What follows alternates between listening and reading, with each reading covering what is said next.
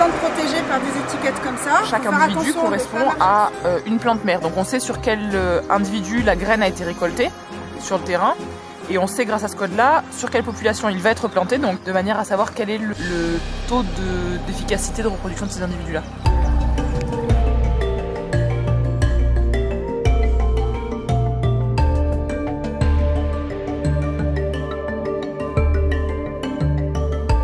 Ici on est sur une station de réintroduction, il n'y a pas d'astragale à l'heure actuelle, on sait que c'est dans l'aire de répartition de l'astragale historique, que le milieu correspond au milieu de l'espèce, donc on est dans sa niche écologique, par contre elle n'est plus présente et donc on va vraiment la réintroduire dans cet espace-là.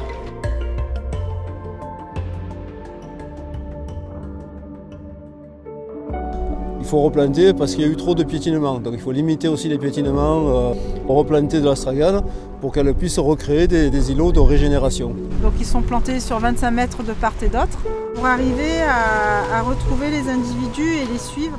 Tout est géoréférencé, donc avec GPS. Du coup, on pourra suivre vraiment ces plantes, voir leur évolution, quantifier les mortalités. C'est accompagné par le Conservatoire botanique national méditerranéen. Et donc on a vraiment ce suivi scientifique de ces espèces-là, de façon à améliorer éventuellement nos futures campagnes de plantation.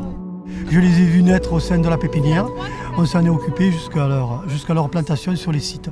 La division production horticole a été missionnée pour produire un certain nombre de pieds d'astragale destinés à être replantés sur site. En sachant que nous avons eu un protocole de culture qui nous a été remis notamment par l'Université d'Aix-Marseille, qui est partenaire à part entière du projet, avec l'Institut méditerranéen de biodiversité.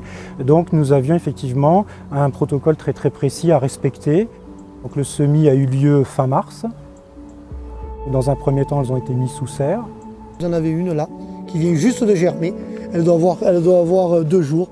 Au début, les premiers c'est sûr qu'on a été content et satisfait de voir des astragales sortir de terre, on va dire.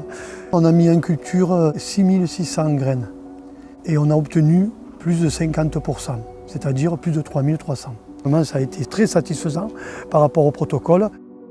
Et puis, au cours de la culture, ces plantes ont été mises dans les châssis que vous voyez actuellement durant le mois de septembre afin qu'elles puissent s'habituer effectivement à être en plein air et au soleil. On a quand même une sacrée différence de température entre ici et la pépinière, sachant que là-haut on commence déjà à avoir des gelées. Non, il faut qu'elles survivent, que les gens qui vont venir dans le site respectent les plantations. C'est pour répondre à des questions scientifiques et surtout de comprendre pourquoi il y a certains plants qui vont survivre et d'autres qui vont mourir. Et donc c'est d'arriver à avoir des éléments de compréhension et de pouvoir évaluer l'efficacité de l'action de gestion. On est plus sur du 10 ans que sur du 2-3 ans. Du 2-3 ans, ça sera vraiment la grosse chute des premiers effectifs. Les arbrisseaux d'astragales qu'on voit, qui ont à peu près 50 cm de diamètre, on peut estimer, on peut évaluer qu'ils ont au moins 40 ans.